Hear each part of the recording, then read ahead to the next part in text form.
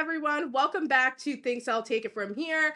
I'm Cami, and today we are diving into a story that blends history, science, and a woman who refuses to stay in her lane.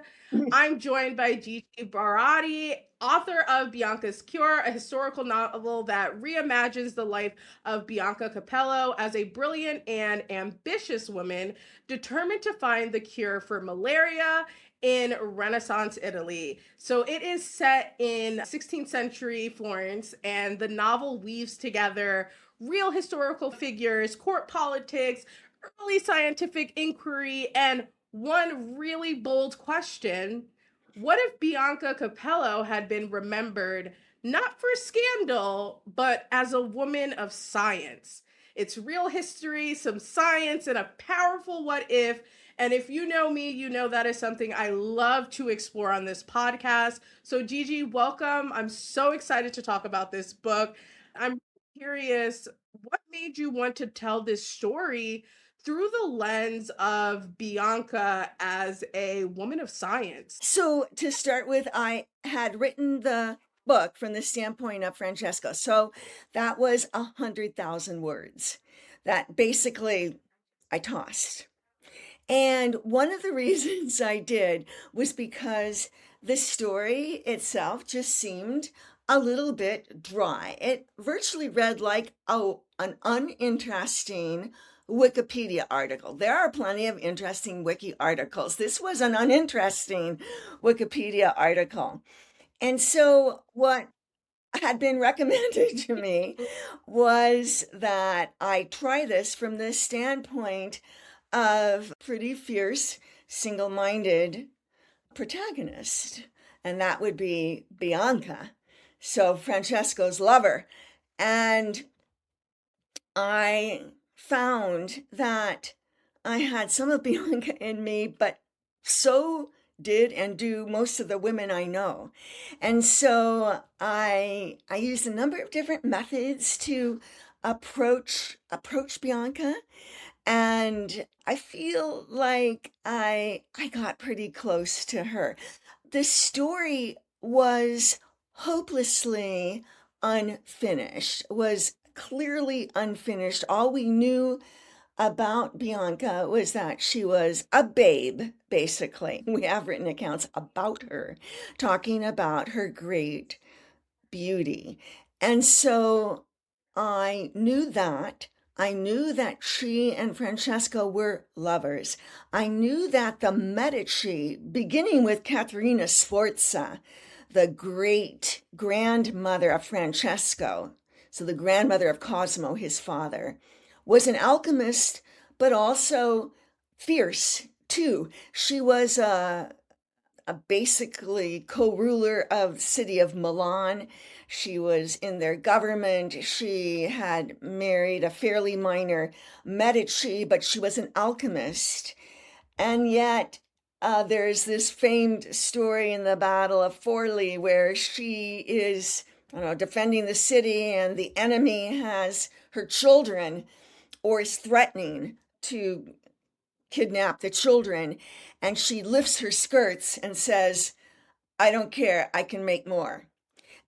So it's a little embellished, but you'll see that story over and over again. So Francesco himself came from a fairly badass family, and so did Bianca, by virtue of the fact that she came from Venice. And in Venice at that time, there was this milieu of women alchemists. And in the book, she comes from one of those families. And in Florence, we know that Francesco had his own study, the studiolo, in which to conduct alchemy. He had his own laboratory, for pretty much depicted in Johannes Stratinus's The Alchemist's Laboratory, which really shows the entrails of the laboratory, the furnace, the fires, the distillers, the alembics, the beakers of glass. And that's what Francesco had. And then at a certain point, Francesco gave Bianca, so to speak, a room of her own, in the words of Virginia Woolf, or a room of one's own. And that was a study in Palazzo Vecchio, which means that there's now 3 secret rooms today that you can tour in Palazzo Vecchio. One is Bianca's study, the other is Francesco's study, and the other is Francesco's father, Cosimo's study. And I knew also that there was a scandal about their supposed deaths. And Francesco's body has been exhumed twice from the Chapel of the Princes in Florence. Bianca's body had not been found. And so the question of what happens is a little open, perhaps, in the book. So all of that was pretty thrilling. Plus, Florence itself really became a character for me. And so Bianca, her legacy is that of figuring out how to work within the system until you can't anymore. And another important message of the book, though, is about Florence, which today is such a Disneyland. And real Fiorentini can't live in the center anymore. This is a ages-old story with Italy and a lot of other places because of the flood of Airbnb. And the message of my book is that if you look for what is not completely obvious, but what is hidden to the eye, so to speak, kind of more occult, mysterious, hidden pieces of the city, much less the characters, then you're going to find a different Florence, a Florence that looks very much like it did 500 years ago. It does look pretty much like it did 500 years ago in many parts of the city, but I mean in terms of the feel of the city, in terms of the motivations of people within the city, in terms of the role of women and or anyone with voices who are struggling to be heard. I don't know if you'd noticed, but there has been an extremely big movement in literature to reclaim women that history has labeled, say it's villains or scandalous. And this is both real and fictional. One example that I've seen get a lot of attention is Medusa. So I'm curious, when you first encountered Bianca, because I know you said you started this Mhm. book really from Francesco's point of view. When you first encountered Bianca, what made you see her as someone worth re-examining? Yeah. So as I had mentioned before, you begin with a skeleton. You begin with what you have. And I want to say also that in writing this book, for example, I have the manuscript with hundreds and hundreds of comments and side references, always answering the question, could this have happened? Not did it happen. If we talked about what did happen, we'd have a 2-page story on Bianca Capello, like many women, like you're suggesting. But could it have happened? So I was always very excited about, answering that question and coming back to it, using it as a reference point. But then I tried to imagine myself as that person who had some kind of alchemic or scientific training working within the confines of that society. And what would it take to complete my quest? In the case of Bianca's cure, Bianca is looking for a cure for malaria using Artemisia. So about this time when I started working on Mhm. this book, so about 10 years ago, so it took a little while to do it, but to be fair, I did throw away the first 100,000 words, and also I wrote a completely different book and published that with North Atlantic Books, Food Wise, during this time period. About that time, a couple of things happened. One is Yu, a Chinese woman scientist, was the first Chinese mainland scientist, male, female, or other gender sexual identities, to receive a Nobel Prize in a scientific category. And that was in 2015. And she received it for discovering Artemisia, and in particular the extract artemisinin, as a cure, as a therapy and a prophylactic for malaria. The other thing that happened is that Meredith Ray wrote a book that was published by Harvard University Press called Daughters of Alchemy. And in that book, Daughters of Alchemy, Women in Scientific Culture in Early Modern Italy, she talks about women employing literary and scientific styles to basically assert their intellectual quality. And that is in the 15th and 16th century, so in my time period. So I knew that it was possible for Bianca to have a quest and to follow it as much as she could in a world of men, of Medici, of aggressive, if not brutalizing personalities. So in the book, she is pretty driven and pretty single-minded. So with her motherhood, where is the room for that? Or being a wife, or being a lover. As she says in a certain chapter, Bianca, the scientist, had everything to lose if Bianca, the lover, failed now. And so questions about just how strategic she was in terms of realizing her ambitions. I mean, did she have a soft side? Doesn't matter if she did. And so now we're kind of really pushing up against, should women be nice? What does nice mean? Whatever. So I see Bianca as a person who won't take no for an answer, but still realizes that she can't go on without connection, that even she needs connection. She had a strong connection with her mother, and she has a connection with her son. She certainly has a connection with Francesco. Yeah, I'm so glad that you brought that up because as I read the book, I really connected with her being extremely ambitious sometimes to a fault that, sometimes you get really lasered in on what you're trying to do or what you're trying to build or what you're trying to accomplish, that sometimes there are things you don't consider. And I was really curious, did you always want readers to root for Bianca, or was it important that we wrestled with some of the choices she made in the book? Wrestle, I guess, is the short answer, but once you connect to Bianca in terms of, or once one does that in terms of one's own personal objectives and professional identity, I think many of us can relate to Bianca just in terms of unheard or not completely clear and or listened to, rather, voices. We can relate to that.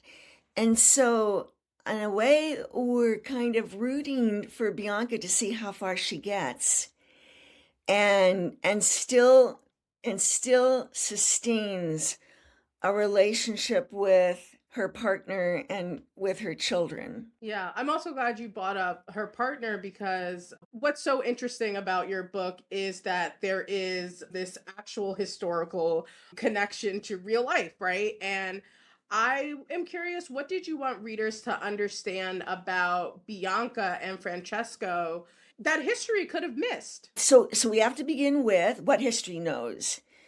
And if you were to talk to a taxi cab driver, I only mention taxi cab because they're accessible, in Florence, taxi cab driver will understand that they had a great and long-term love affair, and that they truly loved each other.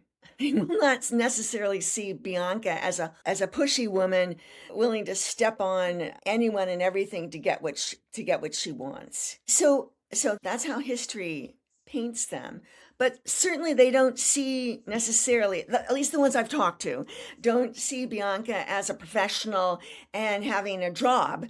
They're not part of the tourist network. They're trying to get a ticket to the secret rooms to see, her secret room that had been Francesco's mother's. So I think one thing is just about their relationship is how, in a sense, it sounds trite, but they accepted each other for what they were sometimes and kinda.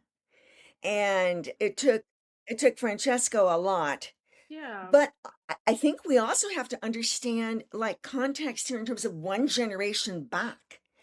So Francesco's parents, Cosimo and Eleonora from of Toledo, they were fiercely committed to their children, even to the extent of having dinner with their children, which was unheard of. And they had a lot of children. Francesco had 7 or 8 siblings.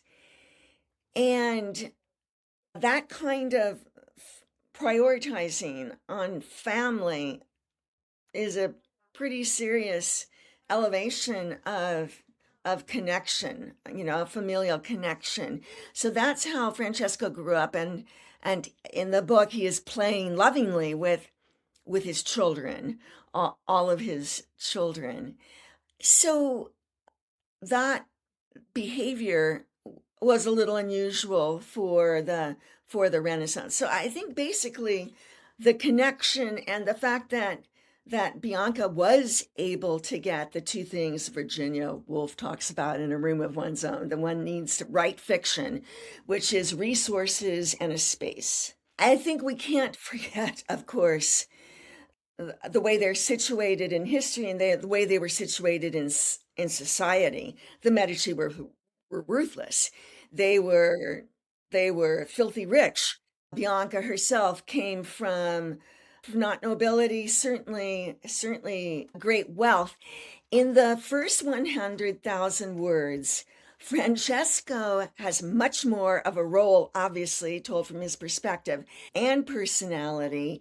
And readers would have been able to see all of the issues and challenges with his reign, and certainly of generations before him, in terms of access to resources. I had a gypsy population in the earlier book, which was ever present in Florence and still today. And I was trying to talk about their agency in Francesco's and Cosimo and Francesco's world. But when I threw out that 100,000 words, I also was throwing out kind of representation, me representing the Roman or gypsy population that kind of fell flat. So in this book, Francesco is kind of like a sweet, harmless thing. He wasn't sweet and he wasn't harmless, but he was an introvert. That is true. And he was probably sweet and harmless, more or less, with Bianca. And that's the story of the book. The last thing I read about Bianca was that she wasn't buried with Francesco, and that really made me feel so Right? sad when I found that out. So the story is, and this coming back to people walking on the street, perhaps, the Florentines, the story is that they died on the same day, or then it gets nuanced, or within a few hours, within a few days, Mhm. within a week of each other. They died at the same time in this villa outside of Florence, Poggio a Caiano, it's called, about 17 or 18 kilometers outside of Florence. It's the Medici villa, one of the Medici villas. And the thought is that Francesco's younger brother at the time, because he lost his brothers to malaria, who was a cardinal, killed them. And so that is one reason why Francesco's body, at least, has been exhumed, looking for signs of arsenic poisoning or the malaria parasite and damage. So it's not clear what happened to Bianca. Interestingly, there are books, several, written in the late 1800s. This is part of that kind of a romantic era in many countries in many cultures of the world, talking about Bianca's death, their deaths, building on what information I'm not sure. But anyway, saying that Ferdinando the Cardinal, the antagonist in the book, said bury her anywhere. She's not a Medici. I'm not sure where they're getting that. But anyway, that is what lives in in in Florence. But recently there's been some records found in a nearby church suggesting that their viscera, which was a fairly common practice at the time, were entombed somewhere in the church. And I've actually been to the church with a colleague, Stefano Corazzini, who wrote A Duke in Love. He's Italian, and he wrote the Italian version first. And he and I are close friends now, and he helps me even with the academic programs I run in Florence in this summer. We've been to the church trying to find some of those same records, which is why this is a question mark. So I'm not going to let that go, that because it's a question mark, of course she died and her body was thrown away. I don't know. And I want to know.